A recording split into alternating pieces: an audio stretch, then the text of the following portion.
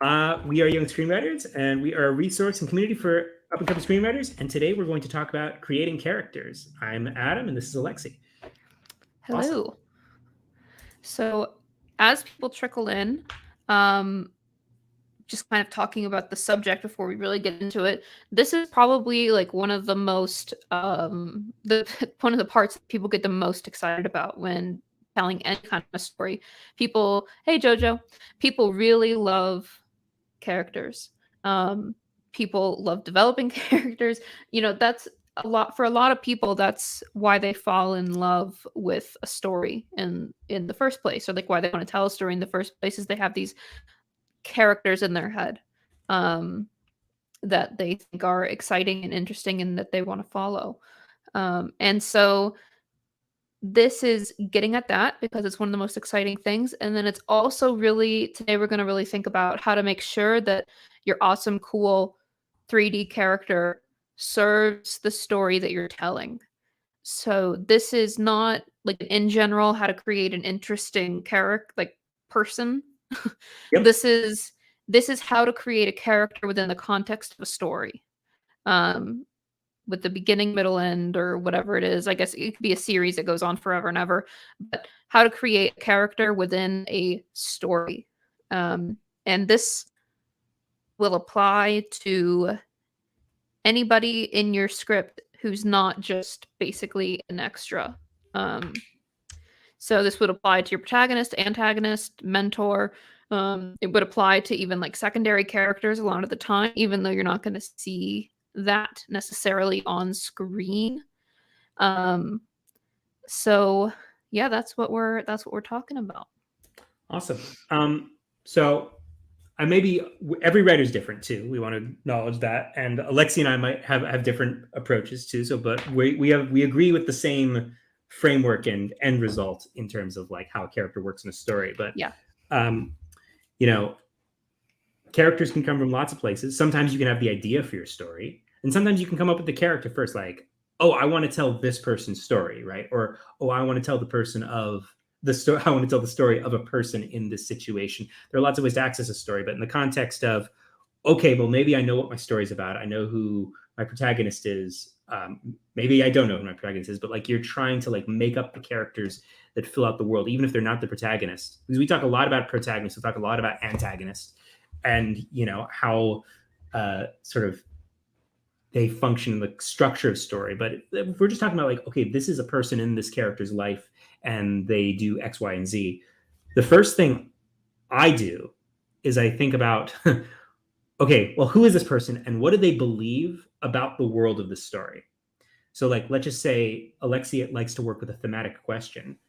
I would ask myself, okay, what does this person believe in the context of that thematic question? You're not just like having them be like, oh, this is a story about father sons, and then we have this guy who's a flat earther for no reason, or like you want like the core beliefs that that drive the choices of your characters to be connected to the themes and substance of your story, right?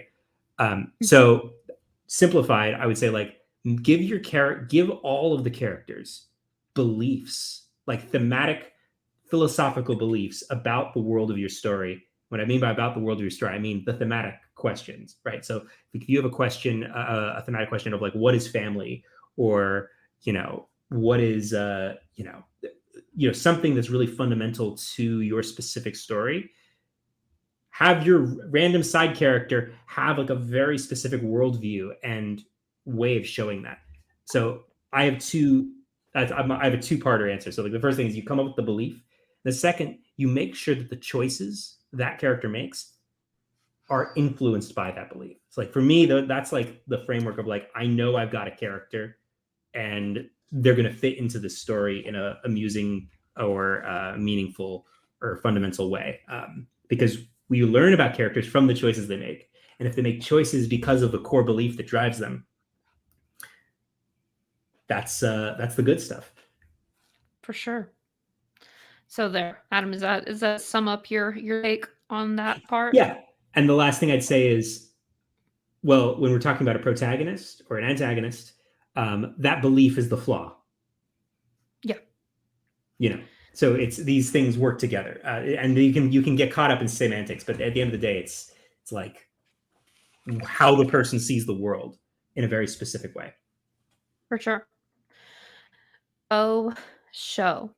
So I guess building on that, you know, let's I'm trying to decide which direction I want to go first. Follow your gut But instinct. That's the right way. the gut instinct. Okay. Well, basically what I was going to say is that, this is in response, like you create a belief and a choice in response to the thematic question. So this could be your antagonist, your protagonist, and any other side character. We find that, stories tend to be really cohesive when they are of a piece, when everybody has an answer to that question. I did some digging before this coffee class to try to figure out who is considered who are considered the best movie characters and just like characters in general of all time. Now, my friends, this was very male. Perhaps not shockingly. The lists that I was finding about like best of all time are all super, super dominated by men characters. So I tried to get a little bit more specific, like this one. So like Indiana Jones is the number one, James Bond, Han These are Solo. all protagonists, right? It was just best character. We got Ellen Ripley though. It was just like best characters. I think that they tended to focus on protagonists or antagonists. Protagonists or antagonists, yeah. Yeah. Um, and I just wanted to kind of browse through this with you all to consider what makes protagonists, or like what makes characters memorable, and to like, support our point about having all these different beliefs and things as we go. So what I did find was this. That was not completely male dominated. It is a list of some of the best, subjectively the best characters from the 2010s. So I felt like this would be most relevant for us now writing screenplays today, or writing scripts or screenplays or whatever series today. So I just kind of wanted to look at this with you all, so we can reference them as we go. So you got Abed from Community, who is amazing. BoJack Horseman. I have not seen that, but I think Adam has. It's great. It's really depressing. Moonlight. Twin Peaks. That's one of Adam's. That's Adam's deal. No, but it's Dougie. That's interesting. Fleabag, who I freaking love as a character. I think that she's an amazing character. She's great. Hannah from Girls. I'm curious if you all agree with this, by the way. Please share some of like your favorite characters so we can talk about them too as examples. See, what's interesting? These are all protagonists. Yeah. And when I think of favorite characters, I'm always thinking of secondary characters. When I hear character, I tend to think secondary too. Because if I was going to talk about a protagonist, I would say protagonist. But I think that it's relevant to consider protagonists, even though we definitely want to go broader than just protagonists. Right. And it's interesting. These lists have definitely they're incredibly subjective. Because if you basically say like, I like this story, that means you like the characters most of the time, right? Like if you really care about a character, if you really care about a story, the characters are the windows into the soul of that story, right? So it's kind of like a list like this just means I like these stories. It's kind of like, it's interesting, especially if it's the protagonist, because the protagonist is the change arc, is the core of is the windows into the theme of the story, because their choices define the story. So of course these are all protagonists. Moira is not, she's a protagonist in as much as like a TV show has a protagonist. Right. But I would consider David and Alexis more the protagonists of that. Or even the dad was probably the protagonist. Olivia Pope, another great character. So looking at this list, I immediately think of like okay, so I was saying I started out with beliefs, but maybe a better way to think of it is in terms of what is the emotional damage, the the messed up flaws, the obsessions of my characters, right? Because all of these people are deeply obsessed, flawed, messed up, traumatized in some ways, like to be compelling characters, right? Every Yeah. single person on this list has emotional damage. And that's what makes us empathize with them. That's what makes us want to understand. That's what we want. That's what makes us want to follow their choices. So, Mhm. you know, the belief has to be tied to emotional damage to be interesting, I think. For sure. And I think that it's important to note that even though all these characters do have like these backstories and stuff, some of them appear in more lighthearted um, shows or movies. That sometimes I think that that it can be a misconception that like if it's a comedy, you don't have to go deep. And I think that this Oh, yeah. list hopefully gets your brain thinking about like actually it matters for all of it because especially in a comedy you can mine everything you built, you have more material for comedy.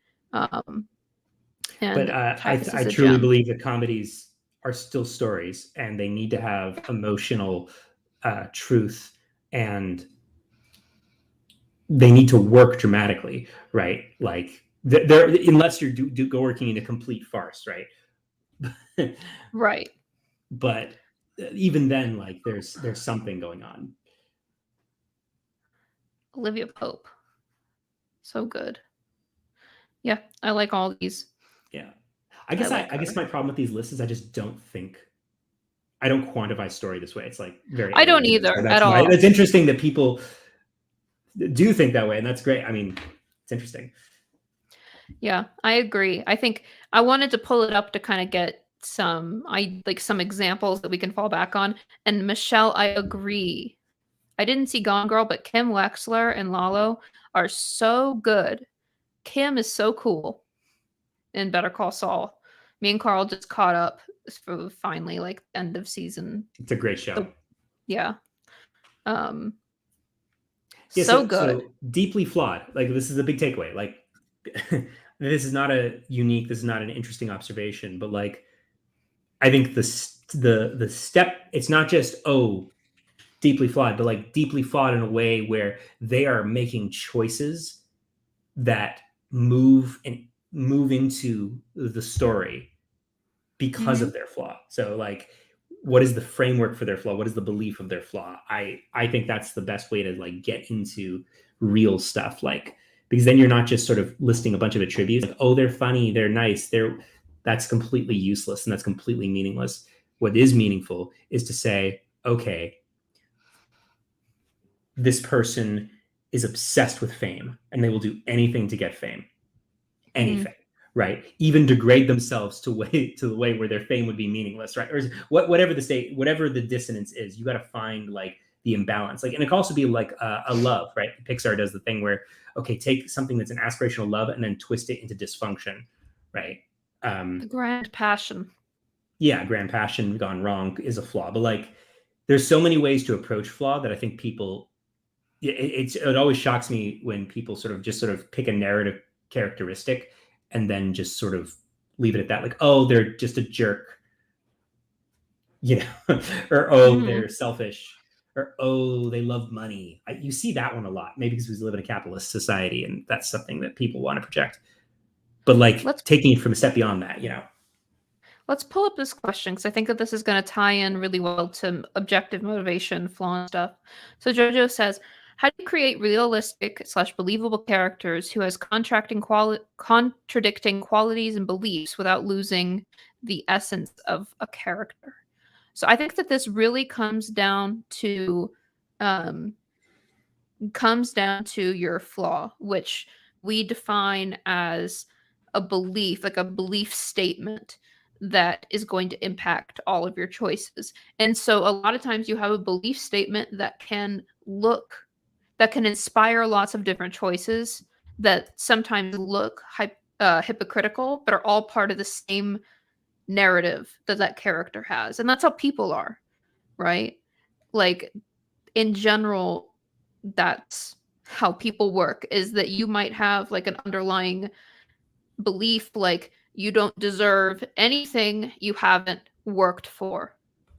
That might be Yes. like, that might be a belief that is your narrative flaw for the story you're trying to tell. Um, and that belief, that what we call a flaw in this case, can inspire a ton of different choices, and sometimes those choices can look hypocritical.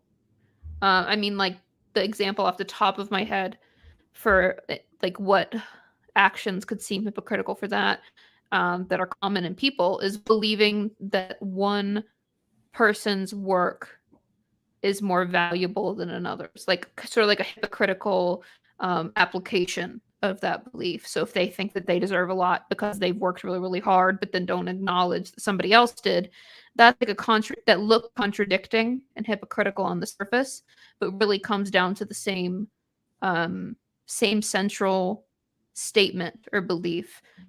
I'm sure that there's better examples than that, but basically, as long as you can track it back to the same core thing, you're gonna have the essence of that character, even if they're behaving in ways that could seem um, inconsistent, I guess. And the way do you make it consistent in your story?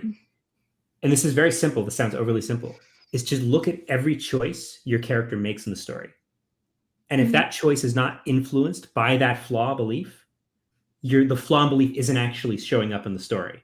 Like they have to make choices because of the flaw. Like when Woody kicks Buzz out of the window in Toy Story 1, his obsession with being the favorite toy, his love for being the favorite toy, is driving him to do something abominable and try to get rid of his competition, right? Like that's a choice he's making that's moving the story forward, and then there are consequences for that choice, right? But like looking at the choices your character makes, the really important ones, and tracking back to, is there flaw making this happen? And then the converse is, in Act 3, that flaw becomes a realized inner need, which is the realization of your story, right? So if it is, you know, only I can be Andy's favorite toy and I deserve it, to I can share my love for Andy. That is a new belief that has replaced the old belief. And in Act 3, he's making choices because of the new belief. So it's the flawed belief turning into the realized belief, and all the choices they make are come from that core. And just to go to another question, which is sort of like, well, how do I make that interesting? How do I make that like dramatic and compelling? You make the situations really difficult for that particular belief, right? Like in a world where you have to be the favorite toy, replace them with the new and shiny one. You know, put them with all the abandoned toys of the neighbor who doesn't love his toys. In a bad relationship, show him, like, put this character in all these situations that will really challenge that belief. The problem with having multiple beliefs or making one story about multiple flaws is that you'll dilute the depth, because in a movie you only have 2 hours, and in a television show you might have more opportunity to get more nuance, but in like a movie, at least, you only have 2 hours or 90 minutes, and if you spend time working on two beliefs, you're never going to really pay off emotionally one of them. Sorry, I'm rambling. No, you're good. I think so going into that, it's not that your character doesn't have a lot of beliefs about the world and doesn't have Yes. a lot of qualities, um, doesn't have like a lot of like, you know, repercussions of their flaw in existence.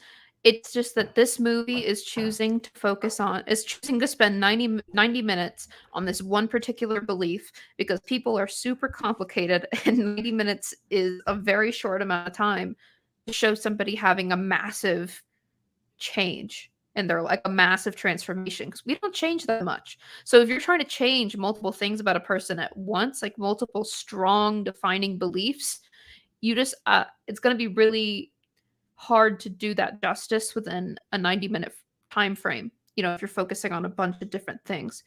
But so if you had a flaw that is, or again, we use flaw to mean the thing that's going to change. We use it free of like positive or negative connotation. It could be just any belief that's going to change. You can have a flaw that gives you a bunch of different actions, like a bunch of different habits, a bunch of different things. Like somebody who believes like I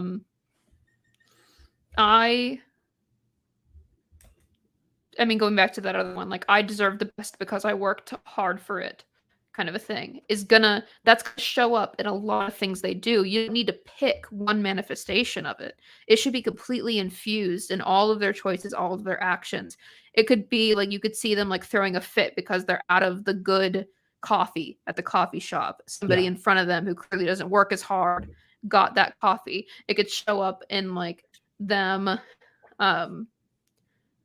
thinking that they deserve, like getting awarded some position at work and just being like, well, obviously because I deserve it.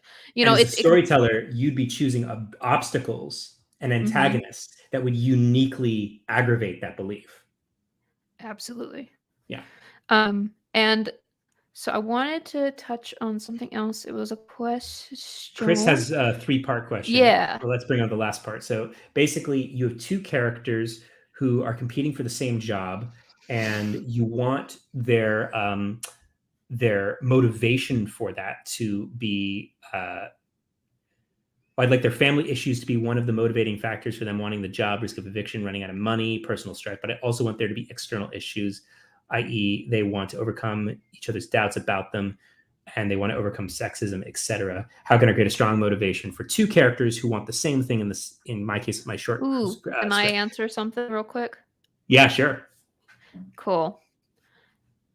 I think you're actually considering 2 things at once here. I think you are considering stakes, and I think you're considering motivation. Yes. And I think it is useful to try to separate the 2. So your objective is going to have stakes that aren't necessarily directly connected to like this to the like internal journey. So like if I don't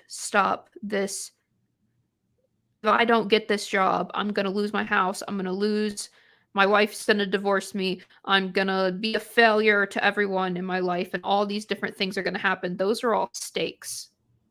So that's like what's at stake if you don't get this objective.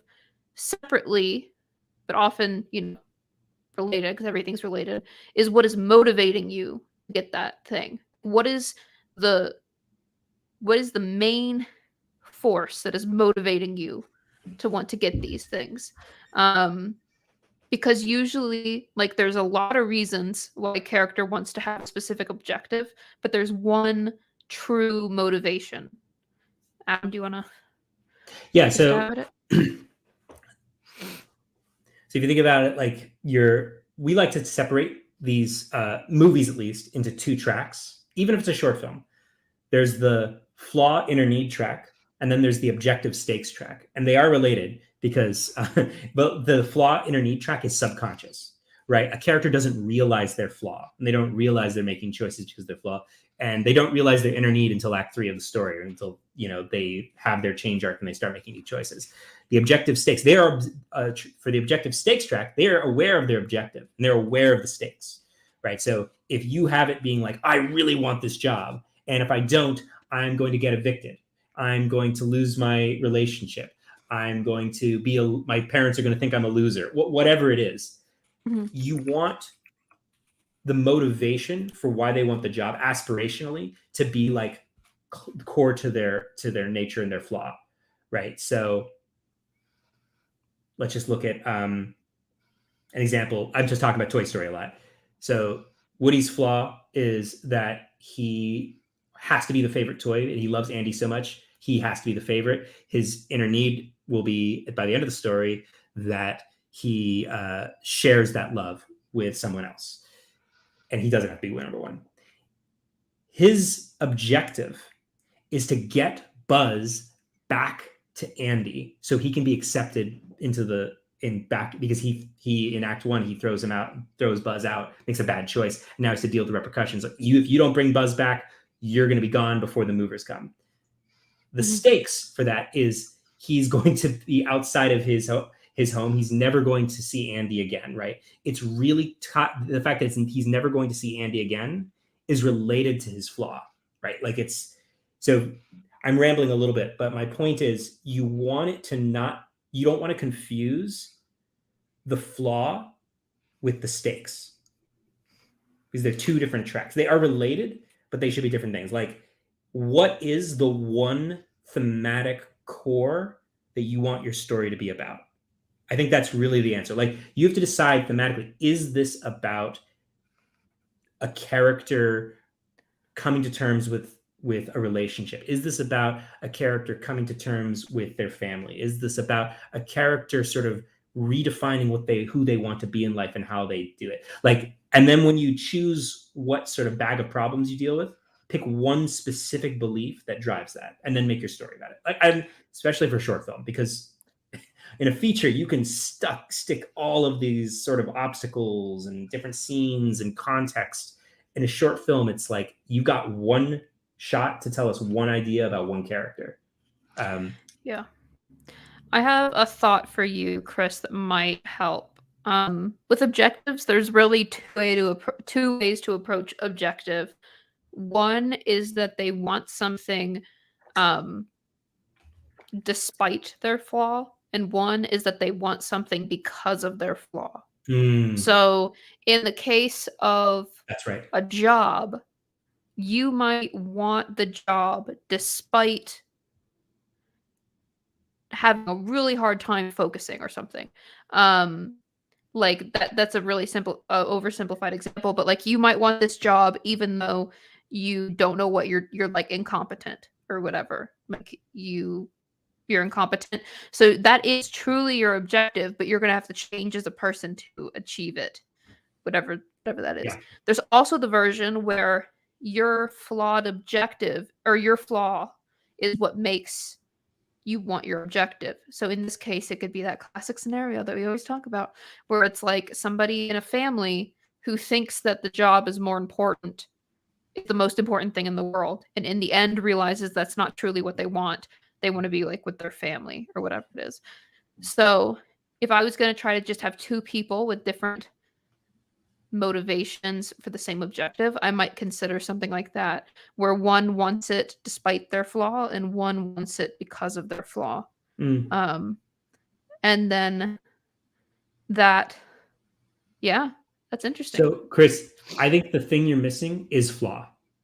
So try and write down the flaw of your protagonist as a belief statement and make it about change, because the secret is that the flaw is the theme of your movie. So like when this is what makes stories character centric as opposed to idea centric. And one of the biggest notes people, at least in Netflix, they say it all the time: we want character based stories, not plot based stories, right? What they mean is that they want the flaw of what that, whether they consciously know what that means, is flaw has to be the theme, right? So I would, I'm getting emails. So I would say, if you want the theme to be change, they have to have a either toxic relationship with change, or a false belief about change. Like, you know, I'm afraid of change because, whether they're afraid of change or they, believe that things always have to change or else it has no value. Like what is the toxic belief? And I use the word toxic because it forces you to actually be negative and make a real, real emotional damage to overcome. But you have to like make it so specific in a way where like people have to be able to make choices because of that belief. And that's when you get away from, oh, I want it to be about these external situations, family conflict. No. This person is afraid of change. And so what sort of choices would they make because they're afraid of change? Or they feel like everything has to change all the time and they have no stability. So, but the thing is, the second one is a story about a character finding the value of stability. And the first one is the character finding the value of change. So you might not even want to tell that story, but you have to make a choice about, okay, what really, from a character inside point of view, do they believe about the world, and how's that flawed, and how's the story about that? For sure. And so another way to think about it is, tying that to what is your thematic question? Like, what is the theme that you really want to explore here? Is it like, is the theme, I mean, based on these two examples, I would say, okay, is the theme that that you want to explore related to the fact that like about like focus or something? Like, is the thematic question something about focus? Well, he Like, said that a change is the theme he's going for. I would challenge you to be more specific about what Yeah, kind of I would too. change. That's why I was trying to Yeah. make it a belief statement. So yeah, I would think about like those two things. It's like, is the theme that you're exploring like what's the best way to give back to your family? Like, and they originally believe the best way to give back is by getting a really good job with a lot of money to give them, and then they learn that the best way to give back to them is by being present and like helping them work through their problems. That's one journey you could consider. Another journey is that this person has a really hard time being passionate, like basically thinks like it's not worth my time if it's not or it's not worth my focus if it's not something something. Anyway, you know what I mean, hopefully. I do want to get onto the other ones because I think that they're very important and probably the things that people get most excited about. Yes. These first three are really, really story focused, and I think that that's a really solid place to start. And then the last three, the basic details, backstory, and voice, are, I think, what people, when they think about character development, I think a lot of this stuff is what comes to Like mind the first three immediately. are under the hood, and the other three are the car. Like the first three are the engine that makes the car work. Yep. I hate metaphors like that, but I like it. So for this case, basic details. This is because we're talking about screenwriting specifically. This to me is the fact that you're gonna have to name this. You're gonna have to give this person a name in your script. So I want to talk about the practicality of that. You're gonna have to identify the age of this person in your script because that's how it works.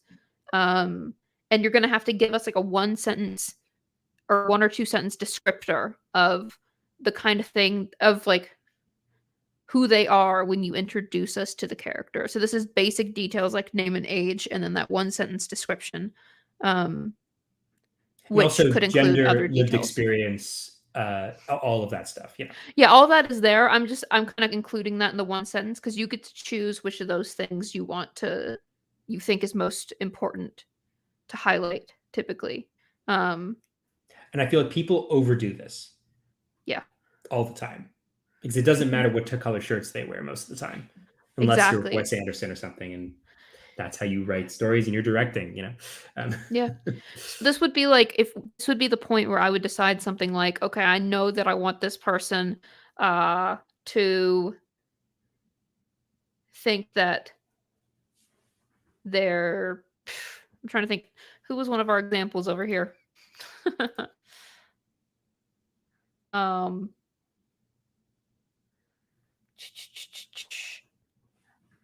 I was thinking about this one. I can't remember what the flaw is in the movie, but I know that she's super, super um She's struggling with anxiety, and like kind of like fitting in and like but like kind of like people yeah, it's just like I pleasing. want to fit in, right? I Yeah. haven't seen the It's movie like in a long time, so yeah. But like not correct me fitting wrong. in is like the most important thing, I think would be Yes. her And at flawed the end, she belief. sort of comes to a place where she's more comfortable just sort of being herself. Exactly. And which is a lot of coming of age stories. A lot of times when it's a coming of age thing, it's not necessarily that it's like a bad thing that the person is doing. It's just discovering who they are. So that's a typical coming of age story. But so this is yeah, she goes from like really really caring about what other people think to becoming more comfortable in her own skin by herself. Um and so you might know that, and then now it's time to think about like okay, so who is this about? Like in your head were you picturing that this is a girl in 8th grade? That's the kind of info that goes into these basic details to help you get started. So, and then also the name, which Yeah. is very again, for a screenplay, there's like there are ways to make the name stronger, which tends to be that in general you want to have memorable names that are distinct from all the other ones in the script. You probably wouldn't want this character Kayla to have friends named like Kaya and Karen, Karen, Kathleen. Yeah. Kathleen. You wouldn't want them to have that because people are going to be skimming your script, and you want to make sure that they look different when someone is skimming, and that they can quickly identify who is saying what and remember who's who.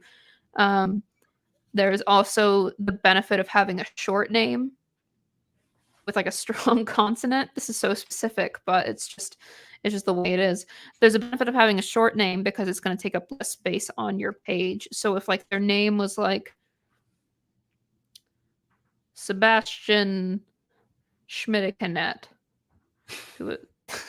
and you wrote that every single time, you'd be taking up like half of a line every single time you wrote their name. It's just not.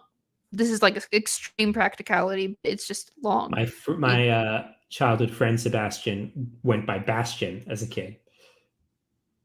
Oh, so his screenwriter name might have been, or his screenwriter character might have been like a diminutive or something, like a nickname. So we don't have to see Sebastian written out constantly. I babysat for Sebastian, who went by Basti. Yeah, you can. I'm just saying it's something to think about. Yeah, no, I agree. I was agreeing with you. For sure. So shorter is better. Shorter names are better. And you kind of notice this with scripts too. Like a lot of modern scripts at least have like a 1 or 2 syllable names for people, which is interesting. But then now we get into backstory, which I think is like one of the most exciting things. And I remember when I thought I wanted to do more like novelistic type writing, this was the kind of stuff that I just freaking loved. So this is basically building out a character where oversimplified, building out a character where this flawed belief makes sense. And that's how I would build out this. That's how I would start building out the backstory. Like, you don't have to start from scratch. Think about what would it take to make a person believe that you only deserve what you work for. What kind of like background would that person have if they're a 8th grade girl, and it's a high school story, so like an 8th grade girl in like typical public high school, what kind of backstory would give her that belief? And I think that that's a helpful way into it, because it gives you something to kind of to base it on, because these beliefs don't come out of nowhere, right? It's usually like either like a maladaptive coping mechanism or something that is explicitly taught. And usually you can build a backstory out from around that. Like, is this a coping mechanism that got them through a really tough time, and then now it's this belief that's stuck and is holding them back in other areas? Or is this something that was like explicitly taught to them and now isn't serving them anymore? I guess they're both kind of similar, but you know what I mean? Yeah. I mean, for me, backstory is it's something I don't respond to as much. I'm very much in the view of a character doesn't exist until they come on stage or they come into view. Like, it's all an abstraction. Like, what matters is the internal logic of why they're there and what they're doing. Like, I don't like thinking in the past tense. I like to think in the present tense. That sounds very pretentious, but my point is, it is important to make sure that the situation makes sense and that all the things the characters are doing would make sense given our assumptions about them. So if we introduce a character in a particular type of home, a certain type of backstory that would be weird that would clash with our assumptions about it, either has to be a conscious choice or changed. I think people overdo backstory, though. I think screenwriters do. Yeah. Well, I think that there's nothing wrong with really knowing your backstory, but then you have to know it and then be willing to not include it. which is really, that's a hard thing to do. But as a writer, whether it's novels, screenplays, shorts, series, you're gonna know so much more about this character than is ever gonna show up on the screen or on Yes, the that's true. page. But it And comes organically from asking questions about the character and the situation. About like, oh, okay, what type of person would do this? And then you have to the what type of person is the backstory, right? You have to right. figure out like, okay, how do I justify the character's behavior in this situation, which is the story. The backstory that doesn't matter is like the stuff that doesn't show up, right? And it's sometimes you have to do the stuff that doesn't matter to get to the stuff that matters. Mm-hmm. For sure. Let's see. I guess so there's also all these like really interesting things online where you can look up like 100 questions about your main character Yeah. to get you thinking about these things. And I think that kind of thing is useful just to make sure that To I discover don't the world of your yeah. story. Yeah, to like really just like let yourself kind of free form think about who this person is. And I don't think like I don't do it for every single character, but sometimes I might like read through some questions like what is like their best moment in life so far? What was their worst? Who do they idolize? Um who is like their bully? Like just like all these questions about them. Yeah. Like why do they have a scar? Like just a bunch of random character questions that really make you think about them and their life. And You know what that does for me? This is a personality thing. It makes me lose interest in the story. really, Yeah. I Like always that liked type it. of stuff. Like for me, what's interesting is the story itself. Like, okay, what happens? And what do they do? It's Like probably that's good for that when screenwriting. I'm not when I'm thinking about okay, what's their favorite color, it makes me feel like I'm like doing homework. Oh, I think for me, it just depends. I remember when I was younger and I was writing much more like book story, like short story kinds of things. Right. I my friend wrote and gave me this book that he had about character stuff, and it was just like a list of like different like character traits, and I thought it was the coolest thing ever. That's kind of And fun like, I because you don't can sort of data mine to yeah. like assemble characteristics. It's definitely true. Yeah, it's fun. I think it really just depends on like what kind of writer you are because you can also get bogged down in I need to fill out all 100 questions or all 500 questions for each of my character or else I don't know them. And that's definitely not the case. I think as long as you know what motivates them and what create or like what flawed belief they have and where that came from and then the basics about who they are Yes. like age, name, um I mean, other stuff does matter, gender, race, background, that kind of thing. Oh, that does matter. Yeah. Um, yeah, for sure. I just mean that's Well, not one of the things that is required in a traditional screenplay to define. I was putting it more in backstory than basic details. That was my right. only I think it's just difference. really important for people, and I don't think enough writers think in terms of first principles. Like there's the ancient Greek philosopher, mind exercise of sort of asking yourself about whatever discipline, whatever undertaking you go under. Always remind yourself of the first principles of whatever that thing is, like at the most basic, essential level where you can't actually get more basic. And for characters, in building characters or telling stories, at the end of the day, it will boil down if you really ask yourself what you're doing to making people care. Like these are the vehicles that you're telling the story with, right? And the answers you come up with in this exercise need to pass the who is this about and why should I care? That's Yep. why we do flaw. That's why like these things aren't arbitrary. It's not like what's their favorite eye color. It's what choices are they going to make that answers that question. Who's this about and why should I care?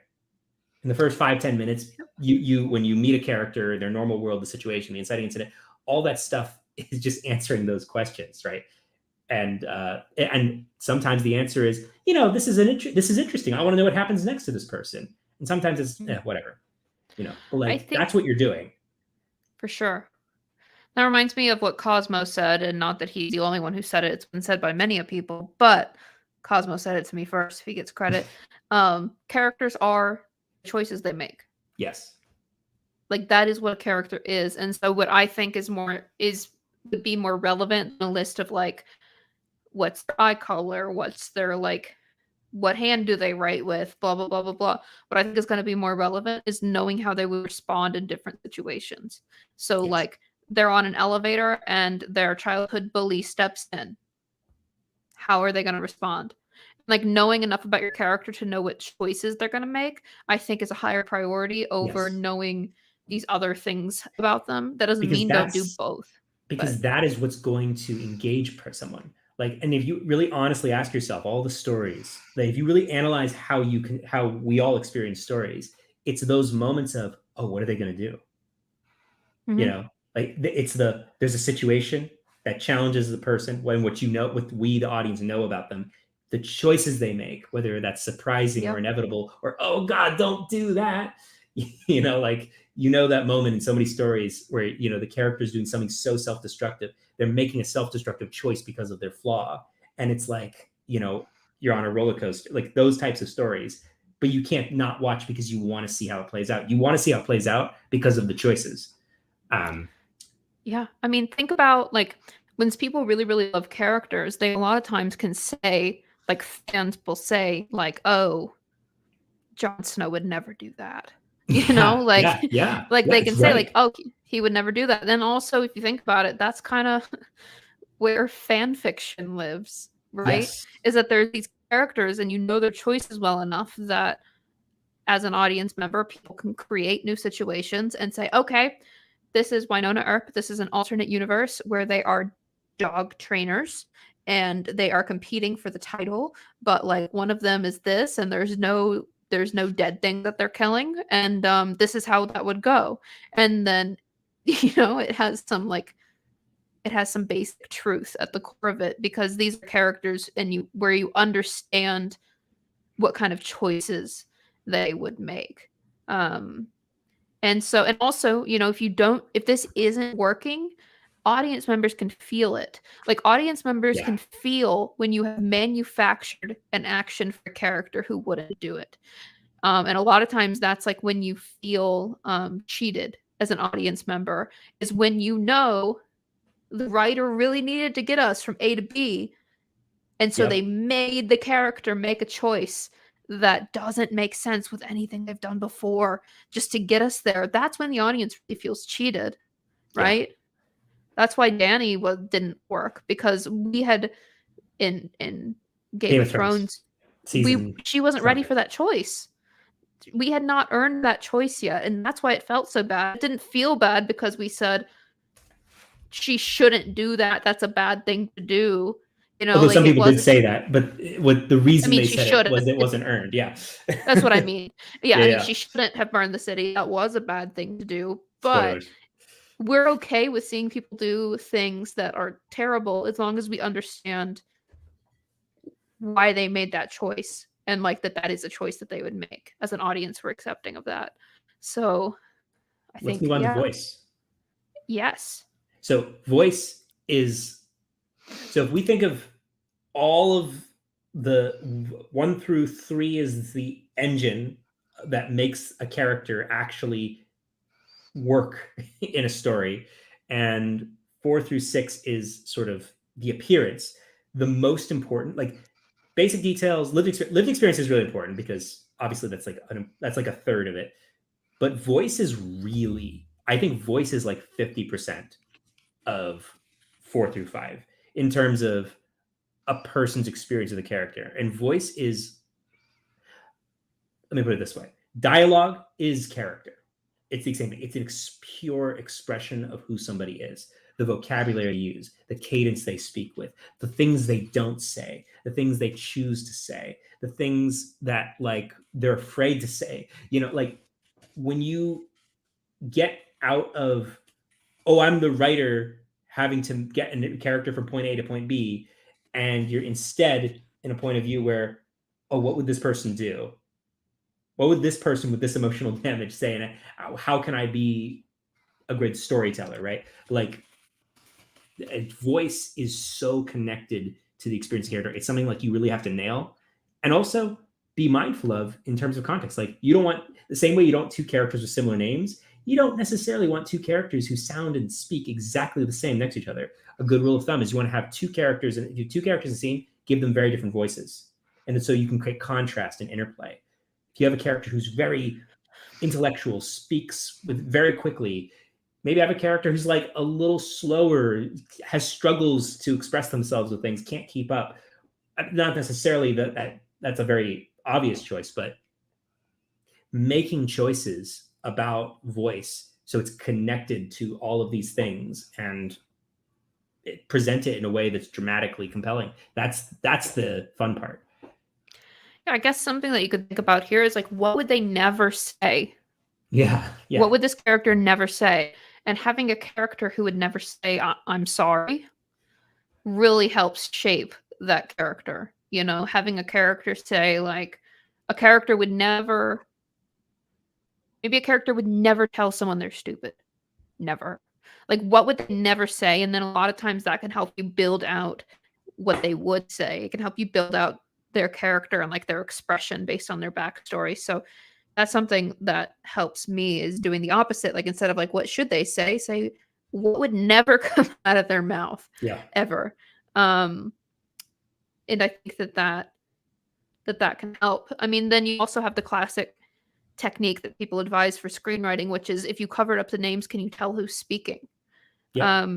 There's tons of ways to vary the way people talk, from sentence length, the vocabulary you actually choose, like simple or not, or jargon or not, or like whatever. There's tons of word choice that you can play with. There's also like mistakes, or like how often do they start a sentence and not finish it? Like, how often do they get distracted halfway through, or like or when they speak, is it always super super clear? There's a lot of those different choices that you can make in voice. And the thing that a lot of times for me, I less so now, but especially in the beginning, I would know somebody who talked the way this character talks, with like some variations, but like I would say like, oh, this character sounds like Adam. You know, something like that, like where it can help you get back into it if you feel like you've lost it, and it can also help you keep focused on like being consistent. But voice is one of those, like, voice is super super super important, but it's also the icing on the cake.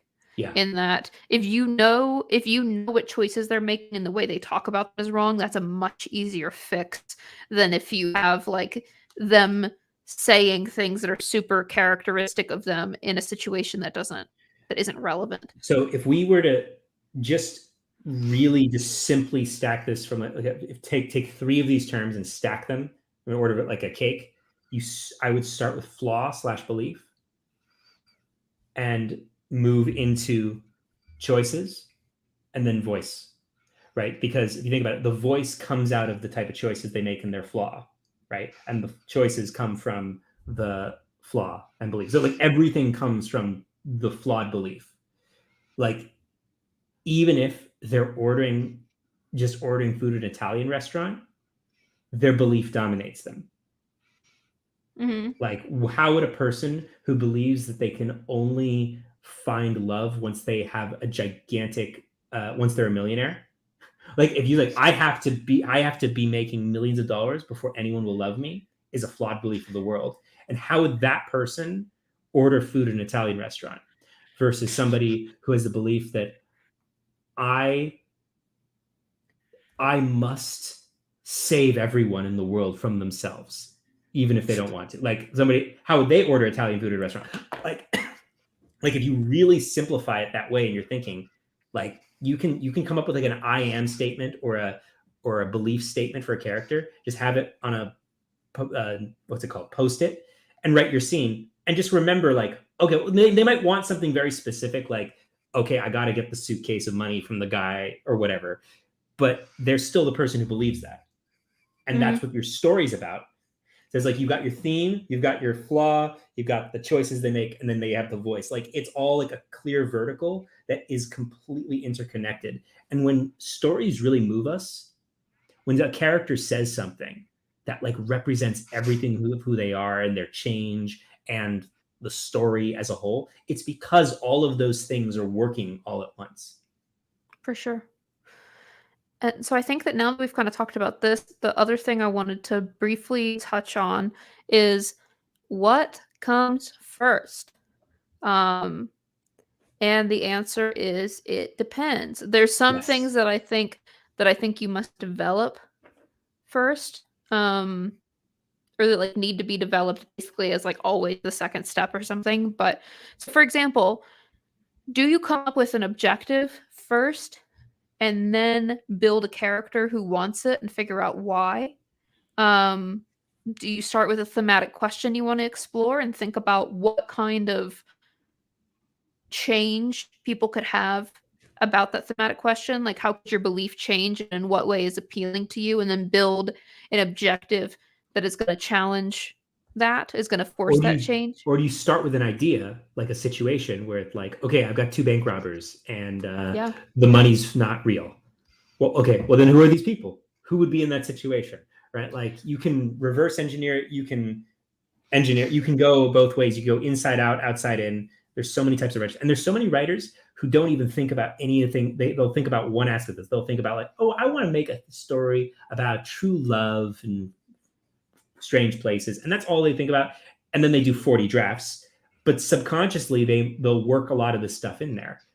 The reason why we're like very cerebrally, like coldly listing all of these characteristics is it's probably better from a screenwriting point of view if you want to make deadlines and write effectively, to figure this stuff out beforehand so it's internally consistent, so you don't have to do 40 drafts. That being said, it is completely valid to subconsciously work this stuff in, you know. Yeah. I mean, you can totally write a story, and I have totally written a story by using different things as the starting point. I mean, you could say, I want to write a movie about a rodeo clown. And then I would say, okay, what do they want? That would probably be my next question, is what do they want? And so you might have to really research rodeo clowns, figure out what might they want, and like go from there. Or you might find like a situation you find is interesting. One of the examples I was into was, I was thinking about lumberjacks in the late 1800s, early 1900s. And so I read a lot about that world, and I was like, what kind of person is interesting there for me? And then find a character. And then build out what they want from there. But it tends to go back to pretty quickly, what do they want, or who would want this?